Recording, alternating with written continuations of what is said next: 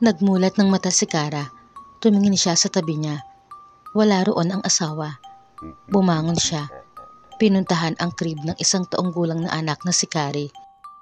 Nagulat siya kasi wala ito roon. Kinakabahang lumabas siya ng silid. Wala rin siyang nakitang tao sa kahit saang sulok ng bahay. Bumalik siya sa silid. Hinanap ang cellphone. Balak niyang tawagan ang asawa. Nakita niya ang cellphone sa loob ng bag niya. Ngunit nang kukunin na niya ito, ay hindi niya ito mahawakan. Takang-taka si Kara. Hindi niya alam kung anong nangyayari. Sinubukan niya ring hawakan ang kumot, ang unan at iba pang bagay sa paligid. Hindi niya maintindihan. Napaatras siya sa takot. Tinignan niya ang sarili sa half-body mirror sa loob ng kanilang silid. Mukha naman siyang normal. Pero bakit hindi siya makahawak ng mga bagay? Naging invisible ba siya? Kung naging invisible siya, bakit ang pamilya niya ang hindi niya makita? Patakbong lumabas ng silid si Kara. Sumilip sa bintana. Nakita niyang parating na ang kotse ng asawa. Bumaba ito ng kotse para buksan ang gate. Naisip niya, lumabas pala ito. Hindi man lang siya ginising. Hindi man lang nagpaalam sa kanya. At isinama pa ang anak nila. Teka, baka hindi siya nakita ng asawa kasi naging invisible nga siya. Kaya siguro ito lumabas kasama ang anak nila ay para hanapin siya. Paano niya ngayon ito ipapaliwanag? Gumawi sa tapat ng pinto si Kara. Nag-alala siya na hindi rin niya mahawakan ang seradura, kaya't unti-unti ay sinubukan niya. Tulad ng inaasahan niya ay hindi nga niya ito nahawakan. Pero nang subukan niyang ilapat ang kamay sa pinto, ay naramdaman niyang tila naglagos ang kamay niya rito. Nanlaki ang mga mata niya. Humakbang pa siya palapit sa pintuan at sinubukan naman na paglagusin din ang kanyang katawan. Ganoon na lang ang pagkabigla niya dahil mula sa loob ng bahay ay napunta nga siya sa labas. Hindi siya makapaniwala. Natuon ang atensyon niya sa asawang bumaba sa kotse. Kasunod niyon ang mama niya na siyang may buhat sa anak nila. Sinalubong niya ang mga ito at sinubukang kausapin. Nang magsalita siya sa harapan ni Wilbert na asawa niya, ay saglit itong natigilan. Tila nakiramdam. Ngunit pag-uwi, tumuloy na rin ang paglalakad patungo sa loob ng bahay. Nilampasan siya. Ang mama naman niya ang haharangin niya para sana kausapin. Pero dumiretso na rin ito ng lakad kasunod ni Wilbert. Sumunod na lang din si Kara na gulong-gulo. Pagdating sa sala ay sumalampak ng upo si Wilbert sa sofa. Nagsalita ang mama niya na kailangan tanggapin ni Wilbert ang nangyari alang-alang sa anak na si Carrie. Hindi kumibo ang lalaki. Sinapo ng 2 kamay ang ulo at saka umiyak. Ikinagulat ni Kara ang pag-iyak ng asawa. Sobrang bumikatuloy ang damdamin niya kahit hindi pa niya alam ang dahilan ng pag-iyak nito. Pakiramdam niya ay umiiyak din siya pero walang luha na lumalabas sa kanya. Minasdan niya ang mga kamay. Hinaplos ang muka at niyakap ang sarili. Maya-maya ay si Wilbert naman ang nagsalita sa gumagaralgal na boses. Hindi raw niya alam na sa isang iglap ay mawawala sa kanya si Kara. Ang buong akala raw niya ay natutulog lang ito. Naghanda pa raw siya ng almusal bago niya gisingin. Pero hindi na pala ito magkikising. Wala naman daw sakit si Kara kaya hindi raw siya makapaniwala na ganoon ang mangyayari. Mawawala ito ng dahil sa bangungot o kung anuman ang sanhi ng hindi na nito pagising. Natulala si Kara sa mga narinig. Biglang nanlamig ang pakiramdam niya. Bigla ring umiyak ang anak niyang napatingin sa kanya. Itinataas ang mga kamay na tila gustong magpabuhat sa kanya habang patuloy sa pag-iyak. Pilit mang patahanin ng lola ay hindi ito mapatahan. Hindi alam ni Kara ang gagawin. Kung ganun, isa na lang pala siyang kaluluwa. Isang multo. Sa sobrang pagkabigla ay nagtatakbo si Kara palayo sa kanila. Hindi niya alam kung saan siya pupunta, kung paano niya matatakasan ang senayong iyon na hindi niya matanggap. Sa araw ng kanyang libing, naroon lang siya sa paligid. Gusto niyang i-comfort ang asawa, yakapin ito ng mahigpit. Subalit batid niyang hindi na niya iyon magagawa. Ngunit kahit anong pigil niya sa sarili ay hindi niya matiis ang asawa. Nilapitan pa rin niya at at sinubukang yakapin. Nabigo man siyang mahawakan ito, ngunit hindi siya nabigo na maiparamdam ito kay Wilbert. Nayakap ng lalaki ang sarili at napalinga. Noong gabing iyon, habang mahimbing nang natutulog ang sanggol sa crib, nilapitan ito ni Kara. Umiiyak ang puso niya sa pagtitig sa kanyang nag-iisang anak. Napakaliit pa nito para maiwanan niya. Nagising ang bata. Iiyak sana, ngunit nung makita siya, ay nagbago ang aura nito. Tila natuwa. Napangiti si Kara sa naging reaksyon ng anak. Marahan niya itong hinaplos sa buhok at kinantahan ng lalabay upang makatulog ulit ng mahimbing. Pagkatapos ay si Wilbert naman ang nilapitan niya at tinabihan ito sa pagtulog. Buong magdamag niya itong tinitikan. Simula noon, ang mga sumunod na araw ay naging mahirap para kay Kara. Ang mama niya ay hindi maaaring manatili sa bahay nila dahil may kapatid siyang may kulang sa pag-iisip na kailangan din itong alagaan.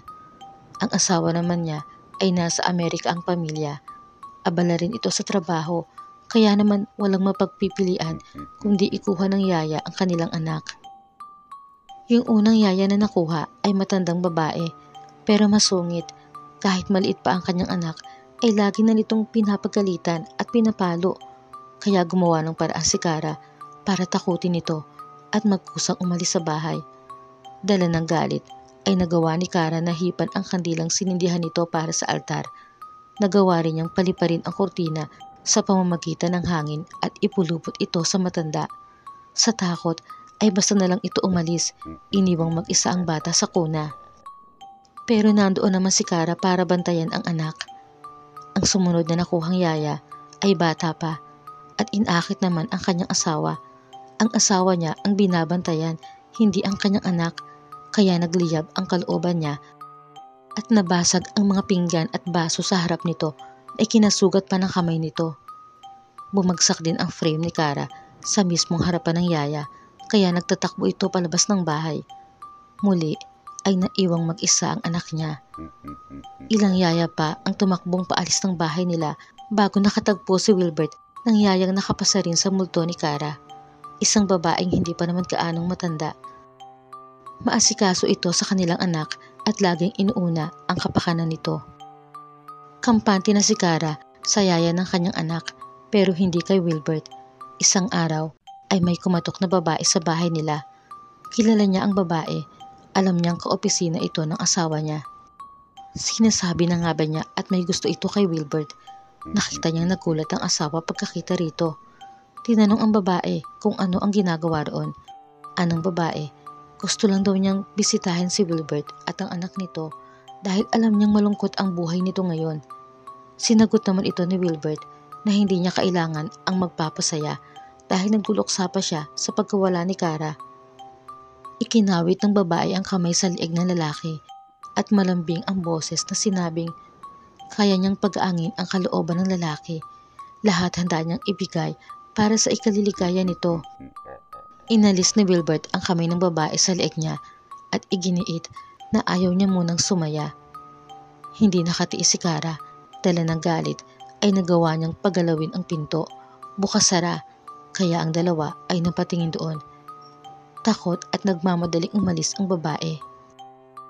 Kaarawan ni Kara, sa sementeryo, isang babae ang dumating at naglagay ng bulaklak sa ibabaw ng puntod niya. Siya si Beth, ang matalik na kaibigan ni Kara na kararating lang galing sa ibang bansa. Maya-maya ay dumating naman si Wilbert na may dala ring bulaklak. Nagulat ito nang makita si Beth. Dahil palaging nakasunod ang multo ni Kara sa asawa, kaya't nakita rin niya ang best friend niya. Masaya siyang makita ito na dinadalaw siya. Mula noon ay lagi nang nagkakasabay sa pagdalaw sa kanya ang asawa niya at matalik niyang kaibigan. Alam niya na hindi naman nag-uusap ang mga ito kung anong araw sila bibisita sa puntod ni Kara, pero lagi silang pinagtatagpo roon ng tadhana. Hanggang sa mapansin ni Kara ang kakaibang kislap sa mga mata ni Wilbert sa tuwing kakwentuhan nito sa harap ng puntod niya si Beth. Ganoon din ang napansin niya kay Beth.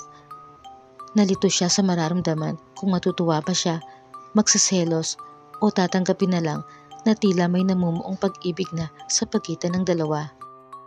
Upang makasiguro ay si Beth naman ang binuntutan ng multo ni Kara. Pinantayan niya ang kilos nito. Mukhang in love na nga rin ito sa asawa niya. Ayaw sana ni Kara, nakakaramdam siya ng panibugho. Ngunit nang marinig niya ang pakikipag-usap ni Beth sa isang kaibigan nito ay lumambot ang puso niya at gusto nang magparaya. Ani Beth sa kausap sa phone. Mahal niya ang mag-ama ng best friend niya, pero alam niya na hindi pa ito ang tamang panahon. Hahayaan niya na ang tadhana ang kumilos kung may pag-ibig na nakalaan sa kanila ni Wilbert. Sinabi rin ni Beth sa kausap na sa ngayon ay sisiguraduhin niya na palaging okay ang inaanak niyang si Carrie, na lagi itong nasa mabuting kalagayan. Balak niya itong bisitahin ng madalas, pero pupunta na lang siya roon kapag nasa trabaho si Wilbert, dahil ayaw niyang isipin na ginagamit niya ang inaanak niya para mapalapit dito. Totoong nalulungkot siya sa pagkawala ng matalik niyang kaibigan at naaawa siya sa naiwang anak nito. Umiyak na naman ang puso ni Kara sa narinig. Babang luksa ni Kara. Inimbitahan ni Wilbert si Beth sa bahay para makasama nila sa pagdarasal para sa kaluluwa ni Kara. Iyak nang iyak si Carrie na buhat ng yaya. Kinuha ito ni Beth at nagawa nitong patahanin ang bata. Habang buhat ni Beth ay napatingin si Carrie sa multo ng ina. Tumawa ito at gusto ring magpabuhat sa kanya. Nilaro-laro naman ng multo ang anak. Napansin iyon ni Beth at Wilbert, kaya't nagkatinginan sila. Pareho nilang naramdaman ang presensya ni Kara sa mga sandaling iyon. Maingat na inilapag ni Beth ang bata sa crib na nasa sala. Walang ano-ano'y may itim na usok na lumitaw sa tabi ni Kara at sinabing huwag siyang papayag na maagaw ng best friend niya, ang kanyang asawa. Nahintatakutan si Kara sa nagsasalitang itim na usok, pero sinabi niya rito na wala na siya sa mundo nila, kaya anuman ang mamagitan sa kanyang asawa at matalik na kaibigan ay tatanggapin niya ng buong puso dahil kilala niya ang best friend niya. Mahal nito ang pamilya niya. Hinamon ng itim na usok si Kara at sinabing patutunayan niya na hindi karapat-dapat si Beth sa kanyang mag-ama. Tignan daw ni Kara kung sino ang mas magiging matimbang kay Beth, ang anak o ang ama. Hindi pa man nakakasagot si Kara ay biglang nahati sa dalawa ang itim na usok. Ang isa ay sumakal kay Wilbert habang ang isa ay nagpaangat kay Carrie sa ere. Nabigo ang itim na usok nang unahin ni Beth na iligtas ang sanggol. Kahit nahihirapan ng huminga si Wilbert, natatarantang sinusulyapan ito ni Beth, ngunit hindi naman magawa ng babaeng pabayaan si Carrie. Pilit nitong inago sa itim na usok ang bata. Si Kara man ay nataranta rin. Ang asawa naman niya ang tinulungan niya dahil alam niyang hindi pababayaan ni Beth ang anak niya, hanggang sa sumuko na ang itim na usok at bigong iniwan ang multo at ang pamilya nito. Ilang saglit pa, puting usok naman ang bumaba. Inihatid ito ng liwanag mula sa itaas. Sinabihan nito si Kara na dumating na ang oras ng kanyang pag-akyat. Nilingon ni Kara ang asawa at anak, gayon din si Beth na takot pa rin sa mga nangyari. Sinabi ni Beth na nakikita niya ang multo ni Kara habang tinutulungan nito si Wilbert. Iginiit niya na wala siyang third eye, pero nakita niya ang matalik na kaibigan. Hindi siya maaring magkamali. Humiling si Kara sa puting usok na pagbigyan siya sa huling pagkakataon na mayakap sila. Hindi umimik ang usok na puti, ngunit hinayaan siya nitong lumapit sa kanila. Buong pagmamahal na niyakap ni Kara ang asawa, tapos ang anak niya at gayon din ang best friend niya. Natulala ang dalawa dahil hindi lang nila siya naramdaman, kundi nakita nila siya. Nakikita nila ang multo ni Kara. Umiiyak na niyakap din ni Wilbert ang asawa. Napaiyak din si Beth at sinabing magkikita silang muli sa takdang panahon. Gumaan ang pakiramdam ni Kara dahil nagawa niyang yakapin ang mga mahal niya sa buhay at panatag siyang aakyat patungo sa kapayapaan dahil batid niyang nasa mabuting babae ang kanyang mag-ama.